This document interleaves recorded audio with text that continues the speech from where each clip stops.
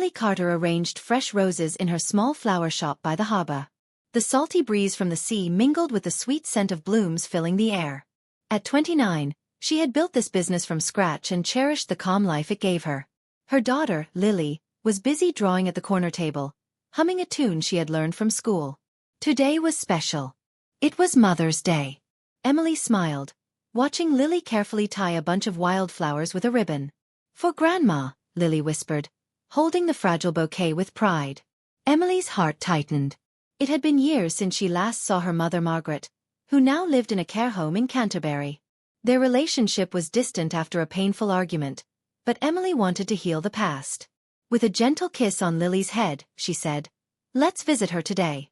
It is time." As they locked the shop and walked towards the car, Emily could not shake a strange feeling of nervousness. Memories of old wounds flickered in her mind. What awaited them at the care home? Would Margaret remember them? The drive along the Kent coast was peaceful, but Emily's thoughts raced. The sea glimmered under the afternoon sun, as if urging her forward. Lily chatted excitedly about the flowers she picked, unaware of the heavy silence in her mother's heart. When they arrived, the care home was quiet but warm. The nurse led them to Margaret's room, where the elderly woman sat by the window, gazing at the garden outside. Her eyes seemed distant, lost somewhere between past and present. Lily stepped forward shyly and held out her wildflowers. "For you, Grandma," she said softly. Margaret's eyes flickered, and for a moment, something like recognition warmed her face. The scent of the flowers seemed to awaken a hidden memory. Emily watched, hope and fear tangled inside her. The past was still close, but maybe, just maybe, this day could begin to heal the cracks. The door gently closed behind them, leaving a quiet promise hanging in the air. The room smelled faintly of lavender and old paper. Emily sat beside Margaret's worn armchair, her fingers trembling slightly as she reached out to hold her mother's hand. The fragile grip surprised her, a whisper of strength beneath the frailty. Lily stayed close, watching her grandmother with wide, curious eyes. She asked softly, "Grandma, do you remember the garden?" Margaret's lips parted, a faint smile touching them, but her eyes clouded over once more. Emily took a deep breath and began to share stories of the garden back home, where they once spent long summer afternoons planting tulips and daisies. As Emily spoke, the tension in the room seemed to ease. For a fleeting moment, Margaret's gaze sharpened, and she squeezed Emily's hand gently. Lily handed her the wildflower bouquet again. "These are from the beach," she said proudly. Margaret's fingers brushed the petals with care. "They remind me of better days," she murmured. Emily's heart ached with both hope and sadness. The years of silence and misunderstanding weighed heavily, but here in this small room, there was a fragile thread weaving them back together. Suddenly, Margaret's face changed. She looked towards a dusty photograph on the bedside table, an old black and white picture of a younger Emily and herself, smiling in a sunny garden. "Emily, why did you leave me?" Her voice cracked. The question hung heavily in the air, stirring memories Emily had tried to bury. She swallowed hard, unsure of how to answer. The truth was tangled in pain and regret. Before Emily could reply, the nurse called softly from the door. "Time's almost up." Reluctantly, Emily stood, her mind racing with unanswered questions and the fragile hope that perhaps healing was still possible. As they left the room, Lily glanced back, clutching her mother's hand. Outside, the wind picked up, carrying the scent of the sea and the promise of a new beginning. Back in the car, the silence was thick. Emily's mind replayed the question Margaret had asked. Why had she left? The wounds from years ago, when Emily had left home after a bitter fight, still ached deep inside her. Lily looked up from her seat, breaking the silence. "Mom, will Grandma get better?" Emily forced a smile. "We will try, love. That's all we can do." The drive back to Whitstable was quieter than before. The coastal road stretched ahead like a ribbon of memories, some warm, some painful. Emily thought of her own mother's youth, the dreams they once shared, and the distance that grew between them over time. At the flower shop, the scent of fresh blooms felt different now, heavier with meaning. Emily set down the car keys and looked at Lily. "Thank you for your flowers today. They made a difference." Lily beamed, proud of her small act of kindness. Later that evening, Emily sat alone in the quiet shop, the evening light fading. Her phone buzzed with a message from an unknown number. It was a photo of a letter, old and yellowed, with a note. "There is more you need to know." Emily's heart pounded. Who had sent this? And what secrets from the past were waiting to be uncovered? The shadows lengthened outside, but Emily felt a spark of something new.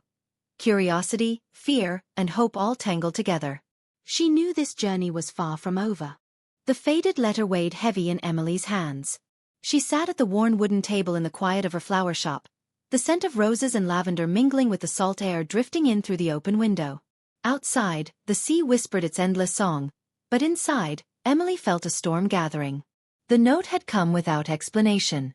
Just a single sentence. "There is more you need to know." The handwriting was familiar. Old-fashioned, delicate, almost like her mother's. Carefully, Emily unfolded the yellowed paper, revealing lines of cursive writing, penned decades ago. It was from her mother, Margaret, written during a time before dementia and before the silence that had stretched between them. The letter spoke of regrets, secrets, and a plea for forgiveness. As Emily read, memories flooded back. Memories she had tried to lock away. Her mother's voice echoed in her mind, telling of sacrifices made and mistakes that had shaped their lives. The letter hinted at a family secret, one that might explain the fractures in their relationship. Emily's breath caught as she reached the final lines. Margaret had written of a promise, a hidden truth buried beneath years of pain and misunderstanding. The letter urged Emily to visit a place called the Old Mill, on the outskirts of Penzance. Questions raced through Emily's mind. What was waiting for her there? Could this be the key to healing the wounds of the past? She looked at Lily, who was quietly playing nearby, clutching a small bouquet of wildflowers. The innocence in her daughter's eyes reminded Emily of what was truly important.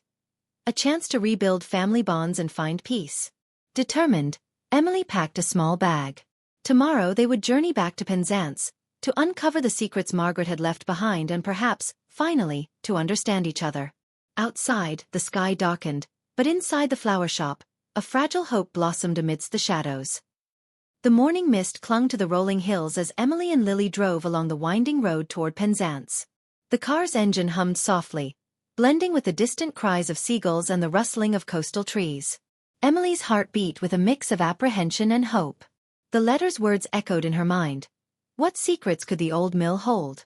As they approached the outskirts of Penzance, the silhouette of the old mill appeared against the pale sky. Its weathered stone walls and broken windows spoke of years abandoned to time. Ivy crawled up the sides like tendrils of forgotten memories. Emily parked nearby and took Lily's hand gently. "Stay close," she whispered. They stepped through the creaking gate and into the shadowed courtyard. The scent of damp earth and old wood filled the air.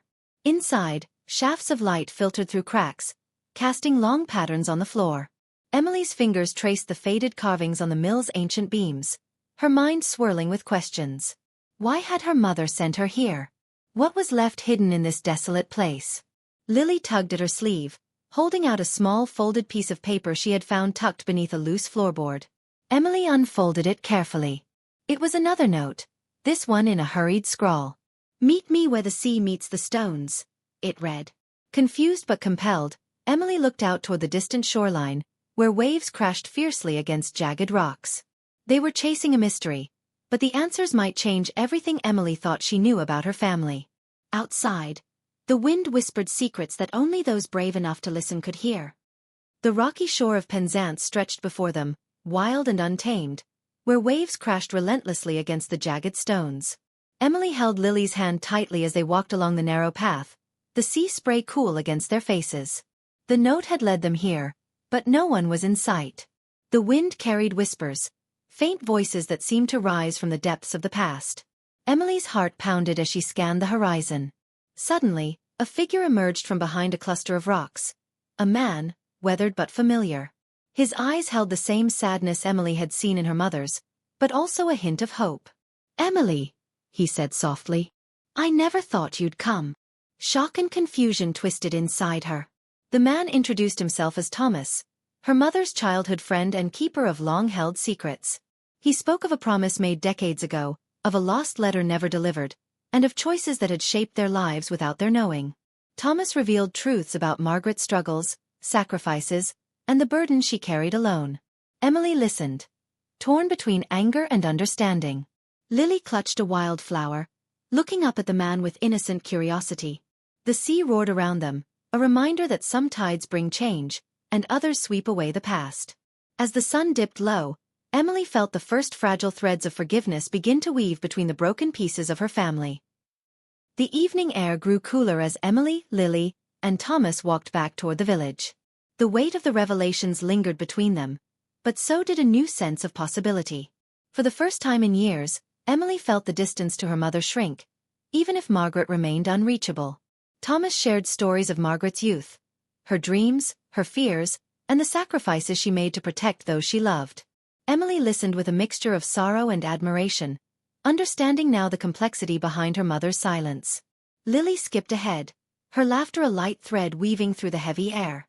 Emily watched her daughter and felt a surge of determination. She would break the cycle of silence and sorrow.